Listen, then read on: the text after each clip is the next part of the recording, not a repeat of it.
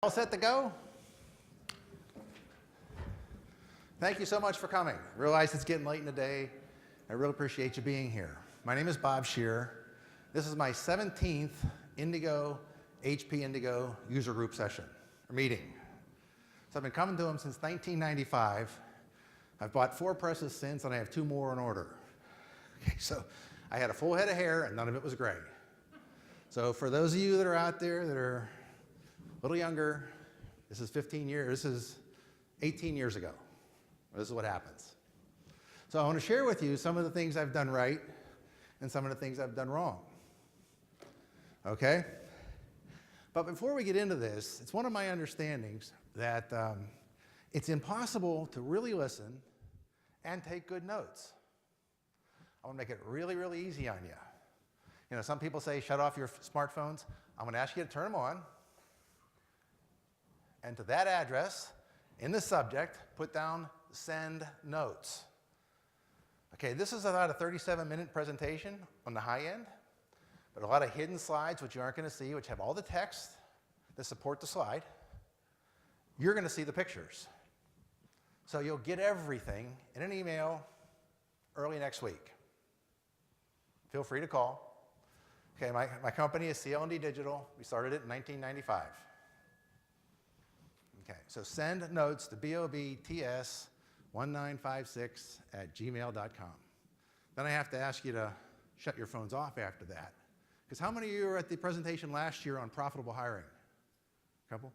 Okay, you remember a guy answered the phone in the middle of the thing? I don't know if you remember that. Okay. Hope you're not here. Okay, all right. So he actually answered his phone, so we had to get past that. Okay, so with that said, okay, I'm going to tell you a story first, because I like stories and I think they help deliver the message.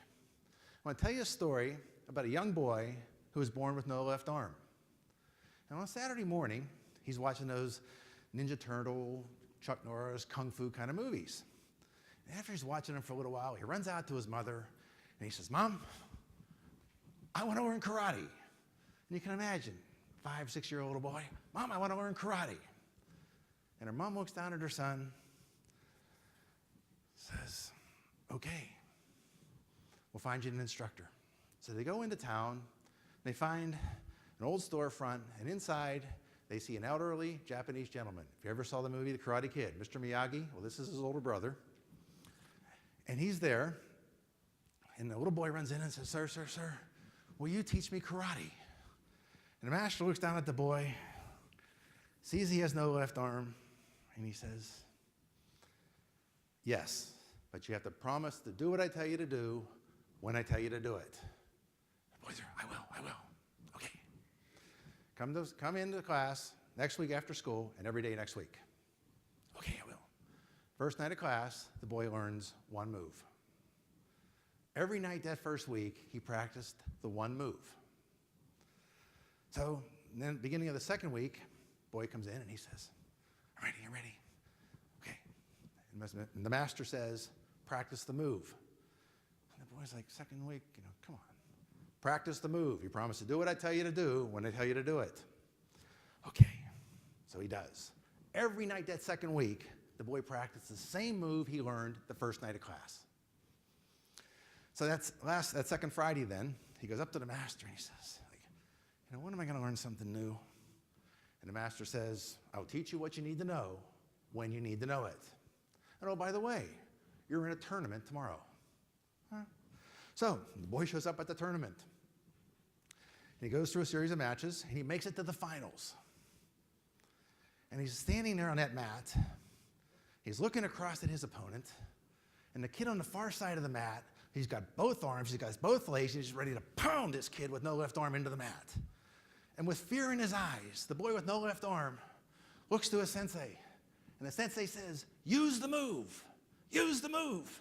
And the kid's scared. Use the move. And the kid does. He uses the move, and he wins. He makes it, he wins the finals. And as the sensei and the boy are walking out, the young boy looks up to the master and says, do you think they let me win today because they felt sorry for me? And the master looks at the boy and says, you won today for 2 very important reasons. One is you've almost mastered one of the most difficult moves there is in karate. And the second reason you won today is the only known defense against this move you've almost mastered is for your opponent to grab your left arm. Okay? So they had a plan, all right? The kid got scared because it wasn't looking like he, okay? But he followed the plan. You got a plan that you know it works? Okay, follow the plan. I hire salespeople for one reason, okay? I want them bringing me money, okay? You gotta cut through all the other stuff. That's their entire job, is to bring me money. I tell my salespeople I care about two things. Are you on or ahead of plan? And are you treating people well? If the answer to that question is yes, I really don't care much about what else they do. Two things, on or ahead of plan. And periodically, last year my top sales guy screwed me up. Okay, he was about 20% over where I asked him to sell. So I had to deal with the extra cash. Okay, and one day he says to me, hey, I'm taking off tomorrow, or I'm leaving early. And I knew where he was in sales, and I said, on or ahead of plan? He goes, I'm ahead. I said, don't care. Have a good day. And one of the guys that wasn't behind, he says, I can't do that. I said, you could if you were ahead of plan. So, with that said, one of the things we touched on, thank you for those of you that are returning from last year. I am going to touch on about 3 or 4 things very briefly on what we talked about last year so we're all on the same page. But we go through a pretty rigorous hiring process. But we do from the 30,000-foot view, the phone screening, the review of the resumes, the phone screening, and then the face-to-face meetings, okay, from 30,000 feet. But one of the things we do, or I do, in the phone interview is I'm talking to the rep, and what we learn is typically they're going to tell you they make about $100,000 a year. A lot of unemployed reps made $100,000 last year. And when I talk to them, I will ask them, how much you make last year? And they'll say $100,000. And I'll say, great. How about the year before? $100,000. Great. Year before? $100,000. Great. So we'll talk about a couple other things, and then I will come back to that question, asking them how much they made each year for the last 3 years. And at the end of the phone interview, I'll say, okay, just to confirm you made 100, 100, 100. Like, yeah, good, okay. Loving everything I'm hearing. I'll tell you what, how about coming in Tuesday at 10 o'clock, and I would like you to present to me your current product line. This should be a piece of cake for them, right? They've been doing it. So I'm not asking them to do anything really new. So I'd like you to come in Tuesday at 10 o'clock and prepare to and present to me your current program. Okay, good, I can do that, fine. And oh, by the way, bring in your last 3 years of W-2s. Then you hear this, did I say I made 100? Okay, because if they're going to lie to me now, they're going to lie to me later. And if they can't come up with those 3 W-2s that say I made 100 grand last year, or really pretty close, I don't want them. I can't force somebody to earn more money than they want. And if their idea of making a good buck is $100,000, and that's where they're going to plateau, okay, I have to be sure my comp plan matches that, but I have to be sure with their needs and my needs all come together. Okay, a lot of people don't make it past that W-2 question. Okay, so with that, I care to know that the people can do the job I want done the way I want it done. Can they do it? Will they do it? And will they do it the way I want it done? I work very hard to avoid these kind of people. Okay, whether it be him or this knucklehead, okay? All of these people, and I've heard some people saying, it's cost you $400,000 for a bad hire. I've heard as high as $550,000 for a bad hire. I don't want these people around. Some of you that are a little more in my age group might recognize this guy. Okay, we don't want them. They hurt us. Cost us somewhere near $500,000. Okay, I want a charger. I want a guy a man or woman that's going to make things happen. I want a champion. It is that simple. So we put them through the mill because I want to get them out before I get them in if they're not going to work out. Okay, I got this slide from a friend of mine. Last year I said that when I surveyed the board, they said that their sales reps spend 50% of their time with customers. That is measured when the sales rep leaves the building, okay? This from a friend of mine, you can see about a third of their time is in front of customers, a third of their time is in travel, and a third of their time is doing other stuff.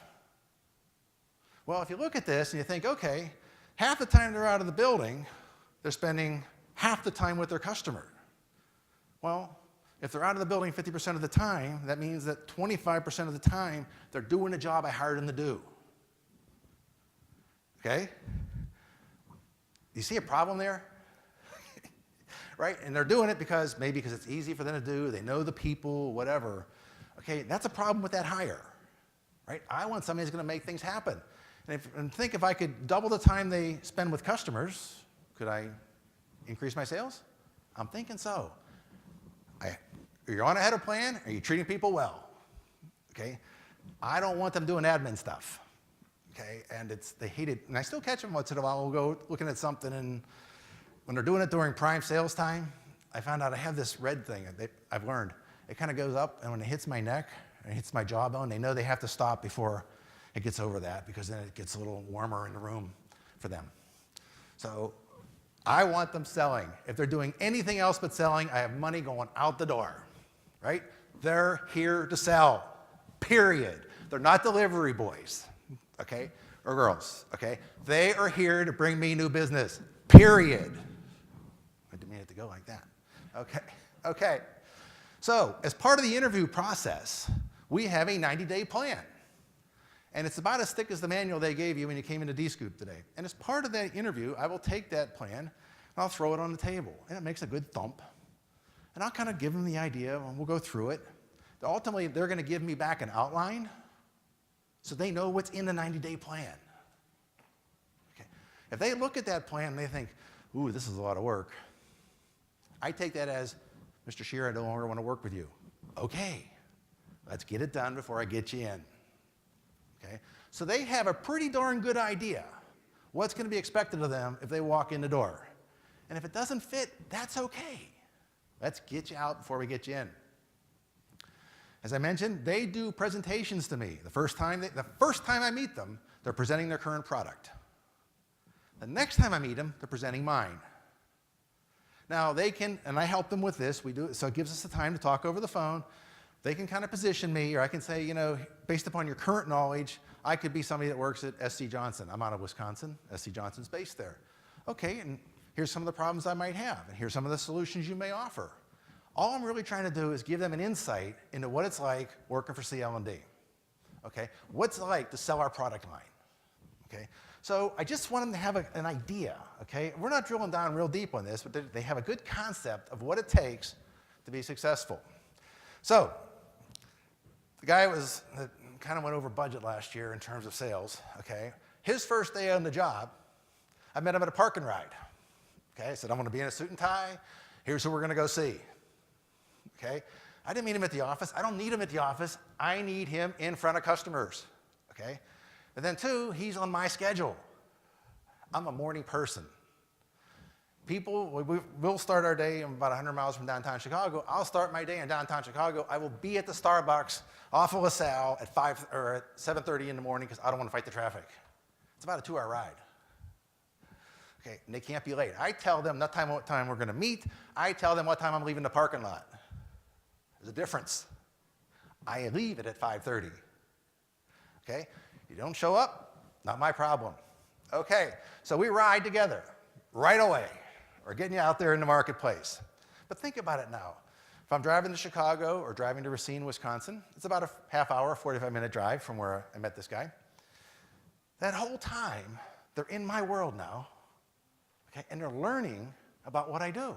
We're not talking about the Brewers or the Green Bay Packers. We're talking about the business. Because at this particular point, they're brand new. They just want to learn, right? So they're a sponge for anything I want to put out in terms of the product line and what we do, why we do it, why we're unique, and all these things, and why this particular customer is willing to give up a chunk of their life to spend time with us today. We're showing him the value that my business brings to these customers. Okay, I tell him, did I initiate this? Is this a prospect? and really and when I'm taking somebody like this on the very first time, I'm usually taking the current customers that I know, okay? So I'm not taking them right into a prospect saying, oh, by the way, I'm training Joe or Mary over here, okay? But I tell them, you know, why is this guy letting us come in? What are the issues I perceive them to have, okay? Or what did the customer tell me they have? He understands my battle plan for this account. And he or she only has really one job for this entire call. There will be, as you can respect, some, you know, hey, welcome to the new guy thing. I'll introduce him, of course. But his only real job at this call is at the end of it, okay, I want him to ask one question.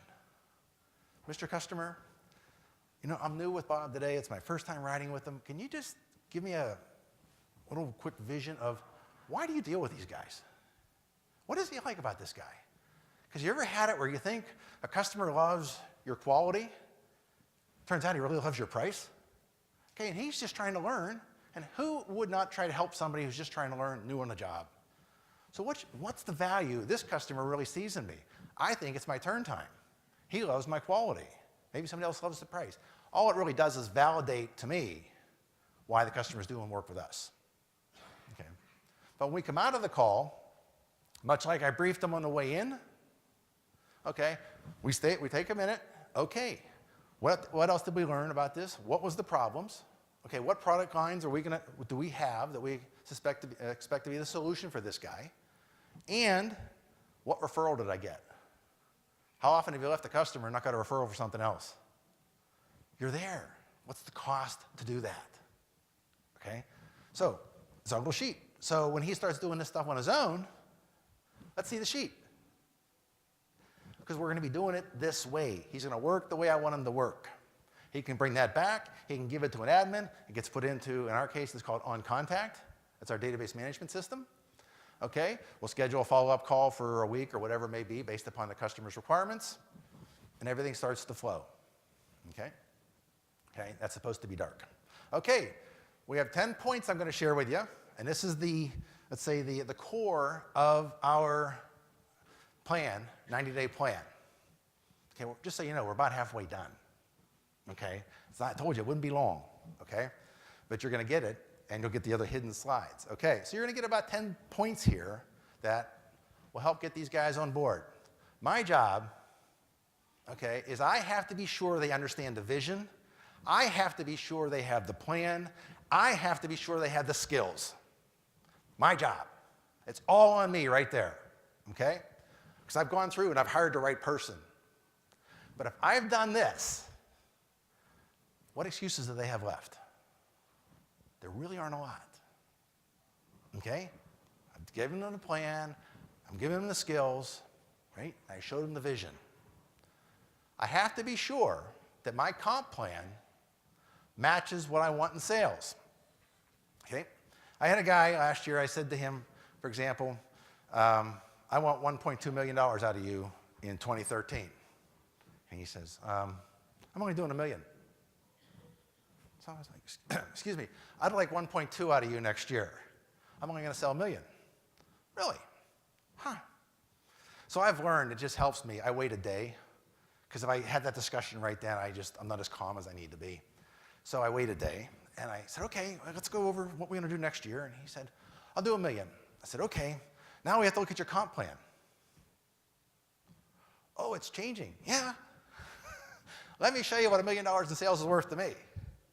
Oh, okay. Let me show you what 1.2 is worth to me. Oh, okay. The next day, he was at 1.2, he said. Now you got to, I think there's a little bit of fluff in there. So the program was structured, because they know it's a fluctuating program. He must have forgotten, these 20-somethings are a little different, right? I said, okay, he doesn't get his kicker until I get my 1.2. So I get my 1.2, then he gets his kicker. It's not as you go that if he's kind of close, he kind of gets it. No. Here's the plan. Here's the cliff. Here's how you save yourself. Do we have a problem? And I said to him, if it is, let's just call it a day right now. Well, no, I can do this. Okay. He is ahead of plan. Now, it's only, granted, it's short in a year so far. He's ahead. He has sold, I got the message yesterday, he has sold everything he needs to sell through this month. So he's about a week ahead of plan, okay? And he's a happy guy. And some of the stuff he has in the oven, is just great stuff. So it's not going to be a problem. But one of the things we do is on a daily basis, we're looking at quote numbers. I happen to use the number there, 1.2. So let's think about that for a minute. Okay, that's $100,000 a month. If we get 50% of the jobs we quote, then if I need $100,000 a month, it stands to reason I need $200,000 in quotes. The math works. Then if I need $200,000 a month in quotes, I need $50,000 a week in quotes, which happens to be $10,000 a day. And I used to ask for call reports, as we used to call them, or activity reports. Bunch of crap. Okay, because I used to do them, and when I did them, I got so fed up on doing them, since my numbers were ahead of plan, I found a copy machine, this is years ago, that looked like this pen I had. So I copied 6 weeks worth of them, never put the dates in them, and every 6 weeks I sent in the same report. Okay, it went on for years. My numbers were okay, so nobody cared, right? So why do I care what they actually do minute by minute if they're on or ahead of plan? So on a daily basis, they tell me where they are relative, in this case, to $50,000. Monday should be 10,000 or higher. We're going obviously 20, 30 as we go through the week. Friday afternoons, accounting sends me the real numbers. So you can't fudge it. I mean, if you've done call reports, anybody ever here never fudge a call report? Okay, not one hand. All right, okay. You can't fudge the numbers when you know accounting is giving them to you on Friday. So sometimes they have up days, up weeks, right? That's how it goes. The smart sales guys add it to the following week. If you hadn't to sell or quote $40,000 the previous week, I want to quote 60 this week to get that monkey off my back. I assume they're talking about the problem, not me. Okay, because it's a real simple conversation. How are we doing? What are we doing to get more? Right? You either got to get more customers, get your current customers, raise their price a little bit, or, let's see, raise the price, I got it the other one, or get them to buy more frequently, right? That's what I have to get them to do. Every Monday, we meet for 25 minutes. And I use 25 because it's an odd number, okay? And they know the questions we're going to ask. They sent me Friday afternoons by noon, which can become Thursday nights, that's okay, on their planned activities for next week. It does include, who do you have confirmed, and that's the important word, confirmed meetings with? Who are you hoping to add to this list?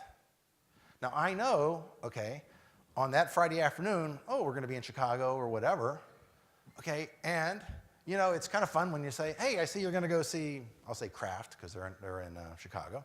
I see you're seeing them on Tuesday. Yeah. Okay, good. Monday afternoon, I'm coming with you. I'll tell them, I'm coming with you. Oh, okay.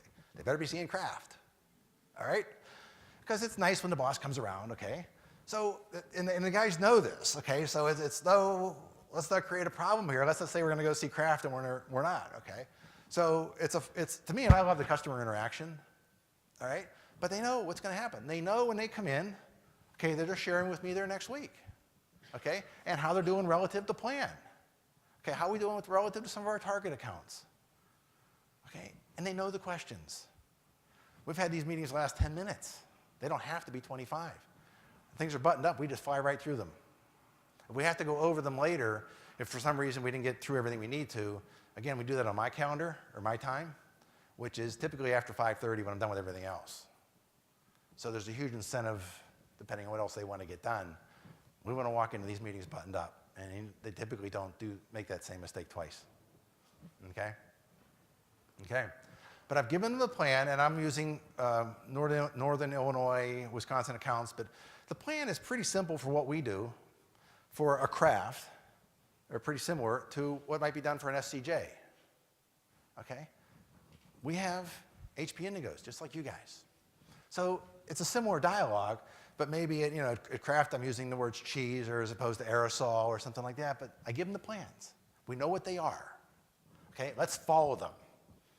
Okay, it may not appear right now that it's working, but believe me, we've been down this road. We know this works. Okay? And again, I'm not saying these are cast in stone. There's a bit of flexibility there, okay? But we know this works. We don't have to throw the whole thing out the door right away. All right? So, but we're constantly training them. Okay, I have one of my guys lives in New York. He comes in about every 8 weeks. We're always bringing in some sort of sales coach, something along those lines.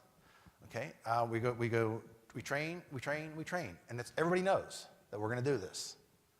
Okay, and it becomes fun for us because when you kind of know some of the things that are going on, you get it. One of the things, the next slide here is on training. Okay, we made sure they had the knowledge. But one of my guys, we got him up to speed, and he was making his first solo presentation to a large CPG company, consumer products goods company. So I said to him, okay, let's be sure we're all buttoned up 1 week before you're due to go see these guys. It's okay, we'll do it. So when I talked to him that one, and I agreed to time, that 1 week ahead of time thing, I said, okay, how we doing? All buttoned up? He said, yep, good. Let's see the presentation. Now? Yeah, you're buttoned up, let's go. We role played through it.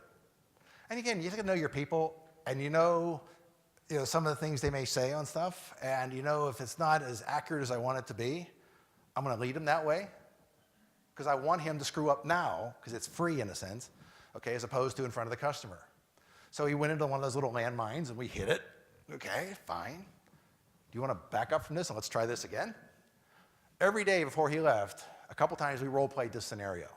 Now, 20-somethings, if any of you are in here, I don't mean to offend you. You're just different than working with the 50-somethings, okay? I'm not saying it's bad. I'm saying it's different, okay? It's bad. Okay. No, I'm just kidding, okay? Did I say that out loud? Okay. He came back, he says, you won't believe it. It's just like we practiced. I said, really? I said, didn't get the gray hair and didn't lose it for nothing, okay? I said, Michael Jordan had a coach all his life when he was playing, all his basketball life. Greatest basketball player ever? At least one of them for sure. He always had a coach. Guys, there's nothing wrong with role-playing this. Let's get it debugged before we get in front of the people. Because you start hemming and hawing or BSing them, they'll pick up on that right away, and you are out the door. You're gone. You don't get a second chance. Nobody has the time to listen to your BS twice. Okay? So we're training them. They do spend, and I didn't want to just say they don't spend any time in the back. I've owned, since 1995, like I said, I bought several presses. I cannot run one. I can't turn it on, couldn't change ink, let alone do the pip and the blanket stuff. Not a clue, okay? My guys do spend, when they come on board, and they know this coming into it, a little bit of time in the back so they can understand how we do some of the things we do. We're in the field together. I have sample packages. We're going to go see a customer. Maybe I have stuff we previously did for them. We're talking about the packaging, okay, or whatever else may be involved with this account. So we're training en route to customers, especially this first 90 days, because they're with me on this stuff, okay, and they're learning the way I want them to learn it. Okay, so we're going over this. I don't want them spending days in the back. I'm paying them to do one thing, sell. Everything else is a distraction. Okay, I can't run a die cutting machine. Bought a couple, can't run one. Okay, don't want to. Okay, so I know enough to be dangerous. And I truly do, because I've come out of accounts, I'm thinking, yeah, I think we can do that. And I'll tell the customer, you know what, I'm 99% sure we can do that. And I'll take it back in the plant, and they say, how are we going to do this? Oh, I don't know. Okay, I truly don't know, okay? But it makes sense to me. I think we should be able to do this. You know how hard it's going to be? And I know we're recording this, and I say, yes, I do. Do you care? Guys, if we keep doing the same thing over and over and again, how are we going to learn new things? How are we going to get any better? Let's stretch that rubber band. And one of my guys is pretty good. He says, do you care how much work this is for us? Guys, if we keep doing the same thing over and over again, okay? And now they've gotten to the point where, look what he's bringing in now, but we can do this. And then it's amazing how the second time around, it flows so easy for them. And they're like, this is so cool. I'm thinking, man, just a month ago, I was a knucklehead. Okay, now I'm cool. Okay, so I do have them spend a little bit of time, so they're not afraid to stick their necks out a little bit, because I always tell them, you can call the customer back tomorrow and say, I made a mistake. We can't. If you tell them no right there, it's dead. I told the customer I'm 99% sure. So one of my other guys came in and he says, got a problem. I said, okay. I says, we told the customer $10,000 for this. I said, okay. I know he'll pay 14. Ooh. He goes, yeah, a quote kind of got away from me. Because our estimating group sends them directly to the customer. Okay, sales rep gets copied on it, that's how they know. I said, oh, we'll call the customer and tell him we screwed up. We made a mistake. We screwed up. Do you think he's never screwed up in his world? Okay. So long story short, he called the customer and said, boy, I thought that was a pretty good price. We got an extra $4,000 for that job. Okay, all it took was one phone call. Okay. So one of the things I don't want my salespeople doing is wondering what's going on in the background. Okay, I interviewed a guy, and his deal was, I'm always in the plant in this previous position the first time one of my customers runs a new job. This is digital, okay? I said, okay, let's have an understanding. You do that one time, you're fired. Oh, are we clear? One time, you're fired. Oh, and he was interviewing, so he agreed with me, okay? But at least we know where the line is right now. He's never been in the plant, in the 2 years or so he's been with me, the first time a customer's run a job, checking on a job. I'm not saying he hasn't been up front maybe grabbing something, okay? I have other people in my CSR group that are wonderful people, have a passion for the business, and their whole job is to cover this guy's back, and my back, and other people's back. I don't want these guys looking over their shoulder thinking, is it gonna get done? Because then I have another problem, okay? We have a passion for this business, and we have a passion for the customers, okay? And the CSRs have your back. Go find something new. Your number one job here is to sell. Got it. And treat people well. Got it. There is nothing else in that job description. There's no delivery, there's nothing. The CSRs have your back. I have to be sure they have the right tools, okay, to go in and present our products and our concepts and what we do and our solutions to customers. That's one of my jobs, right? If they have that, I'm taking away all their excuses, okay? All they have to do is sell. Now, I learned something the hard way, and this is part of the whole sharing thing at Dscoop. I didn't understand when somebody says, I'm directionally challenged. Okay, I'm not. Okay, I've been able to fairly find my way around here most of the time. But some people truly are, and one of my guys is. And I found this out one day when we're in, well, if I tell you where, then I have a problem, then he knows I'm talking about him. Okay, we're in Connecticut, Andrew, okay, we're driving in Connecticut, and we literally drove past one of our accounts. And it's on this long road which dead ends. Our other accounts, two of them, were at the other end of this road. So while we're seeing these last two people, the guy we passed happens to send him an email saying, I need a sample of this carton thing we were working on.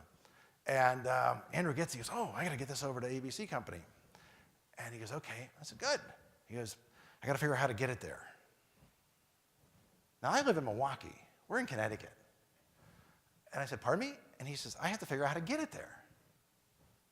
And you know, we passed him. No, we didn't. Yeah, we did. Really? Yeah, they're up there on the going out. They're going to be on the right-hand side. Really? And I mean, this is not made up stuff. Okay? He truly didn't know. Okay? He didn't get it.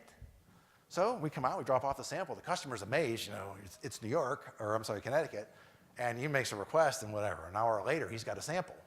Okay, it just doesn't happen. I'm in New York with another guy. I'm sorry, in Chicago with another guy, and we're driving north on LaSalle. And the actual street doesn't really matter right now, but we're driving north in downtown Chicago. And he asked about something. I said, okay, just turn towards the lake. We're driving north in downtown Chicago. He goes, okay, which way is it? And he's dead serious. I'm thinking, oh. So there's mapping programs out there that I had to sit down with these guys and say, look, here's your accounts. And the aha, wow moment they had. Look how close these guys are. I gotta be sure I see these two guys on the same day. This isn't made up stuff, okay? So, but I didn't know to look for that. I didn't know to test for that, okay? I only mention it because I can't tell you how much it's helped my New York guy, okay? Because he's not making this, whatever, 1 hour trip to see somebody coming back, the next day making a 1 hour trip to see the guy who's literally across the street, okay? It's real stuff. You know what I'm talking about then. Are you directionally challenged? No. You have people that, okay, yeah. I don't know anybody that is. I don't know where she went. Ah, there, okay. Okay. And we fight hard to keep customers too, okay? Because not only do I have to, get more customers and increase the price I'm selling to current customers for and getting the current customers to ideally buy more often, I don't want to lose any. One of the numbers I heard, it cost me 7 times as much to get a new one as it does to keep an existing one. And once in a while, you have to go knuckle to knuckle with somebody. Okay, I don't want to lose them. Work very, very hard to keep them. Okay. So I gave you my 10 points. You're going to get the whole thing, but you have a plan. When you bring these new people on, the goal is for them to bring in the money as fast as they can, and they want to earn it, right? So let's help them get there. They know the steps walking in the door. If it doesn't fit for them, don't bring them in. But here's your points. Okay, just walk through them. Okay, charge ahead. Okay, and make it happen. Okay, I have to ask you to make sure you do the surveys. And also one other plug for Dscoop. If you're not on a committee, I tell you, Sean, sitting here, we've known each other for years through committees. I've got to know some other, Doug and I have been friends for a long time, and I don't have my glasses on, so I'm kind of, okay, it's a little blurry, okay. But I've met some great people, and at the time, it really doesn't take that much, and you meet wonderful people, and Tim's out here somewhere, Tim and I met, there he is, okay. Had an issue the other day. The presses never break down, but let's assume for a moment it did, okay. And he says, hey, can you help me? I said, sure, get a hold of these people. And another buddy from one of the other things we got involved with, he called up, and he had an issue. And I said, not a problem. And he said, in this case, he sent me the material. And then estimating found out, and they said, well, what are we charging this guy? Give me a moment, I got to work on that. I called Mike back and said, Mike, what am I charging you? He gave me the number. I went to estimating and said, this is like Jeopardy. Here's the answer, okay? You figure out how we get there, okay? Because we're all, we're friends. And I'd rather borrow your press for a little bit than have to go buy another one, right? So if you can get on a committee, you meet good people that can bail you out of a jam. I met one of the commercial guys, and he's almost across the street from one of my accounts. They called one day in a panic. They needed some stuff. I knew he could do it. Got it delivered that day. I'm a hero from Milwaukee, Wisconsin. Okay, so that's the value if you get involved with some of the committee stuff at Dscoop. With that said, I need you to fill out the surveys, please. Okay, any questions? Because I told you just to be a little quick. We were late in the day, so. Questions, comments? Sir, I can tell your hand's up, but it's about all I can say. How do you go through setting goals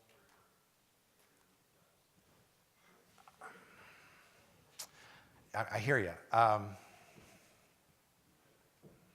Okay, well, first thing what they did, I was debating, I got a camera thing here too. One of the first things they did is I tell them where I want them to go, okay, and I'm looking for their plan to get there, okay. I kind of give them the goal number. I do give them the goal number, what I need out of them, okay. And we look at their business too. I'm not going to take somebody and say, you got to triple your numbers, okay. But they should know the customers in the area, and they present me their plan, okay, and then it never works right the first time. But what I have found is I will say to them, is this your absolute best effort? The very first time they bring in a plan. And you'll be surprised. They're going to, well, well, I could do better. Okay, let's meet tomorrow and we'll do better. Okay? Before I even look at it, why should I waste my time, right? I want their best effort on what they think they can deliver. Okay? And I'm going to stretch, right? I want to grow my business. I don't want to be stagnant. Okay? So, but I really take their plan and maybe add some stuff to it and get their buy-in. And I love the idea of the kicker at the end of the year. Okay? But provided, and they'll tell you, one of the guys I was interviewing, he wanted to make 100 grand. Okay, well, that's what he wants to make. Okay, but people want your money, but they're not willing to work as hard as you did to get it, right? That's what a friend of mine tells me, and I think he's correct. So, okay, but how hard are they willing to work? And once I know what that is, and we've developed the plan, it's like, okay, it was your idea, but we need you to get here. So to do that, though, you're going to need it at I said it's craft before, a Wrigley, or I'm just using some Chicago companies, or Wrigley or a Sara Lee or somebody like that. Okay, what are we going to do to get in there? How are we going to know we're being successful there? How many meetings will we have in the Q1 if we're doing the right things there? Right? Because if I know it takes me 10 meetings, 10 customers, 10 prospects to get 5 customers, to get 2 really good customers, let's just do the math. And we know that we've been doing this since, I said, 95. So we have a pretty good feel for that. So, am I okay with that, or do you want? Yeah, okay, sorry. So your hand went down, and see, you're blurry to me. Okay, all right. Any other questions? Well, this is going to be an easy afternoon. Okay. 4. And I always tell them, just so you know, I may consider adding another one because I like to always have it out there, okay? And then they always say, well, where? Well, it depends where I find it, how the territory's doing, right? And because you got a mediocre guy in a place, because we were talking yesterday in one of the sessions about getting to do new stuff. I forget, maybe it was the strategic marketing one. I think maybe we were talking about how to get current salespeople to sell new products, right? And we're all resistant to change. And I've had to sit down with them and I say, you know, I see the need in your territory for this type of product also, and you're not pushing it. So I need to get that product into your area. We have 2 ways to do it. The cheap, fast way is for you to do it for me. But if you don't want to, that's okay, because your owner had a plan. I can bring on another body. Why don't you bring on somebody else in my territory? Well, we have 2 solutions. The first one was you doing it, okay? And I love those discussions because it's no big surprise. I got to get business, right? That's what we're here for. So you do it or I'll do it. One of the ways we're going to get it done. So I have 3 that live in Wisconsin. One of those guys covers the Northeast and the Southeast. And he does the Southeast more in the winter in Wisconsin for some reason. Okay. Another guy handles the Midwest, and I have a guy that covers the West Coast. Well, 3 of us live, those 3 guys live in Wisconsin, and I have one guy that lives not far from New York City. Do you have any house accounts or all your accounts? I have now one. I use that like if I'm bringing on somebody. Okay, I had several before, but then when I brought on new reps and I was taking them in with me, my real job was to transition them over to this guy. And I still even, I think it was yesterday, was today Friday? Yeah. One of the customers called me, you know, because he's used to dealing with me, and I said, okay, we'll get back to you. And I immediately give it to the rep and the other guys to go back to the customer. Okay, but house accounts, when I had them, I used, again, to help establish reps and territories. Because I need them to bring in me money, and if I'm doing their job, I don't need them doing it. And if I'm working in their job, I'm working in the business, not on the business. So. Okay, I'm going to start squinting. Okay, sir?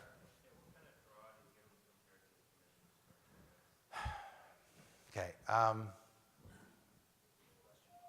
Oh, I'm sorry. Basically, how do we compensate? Okay. All right, so why don't we then shut that off?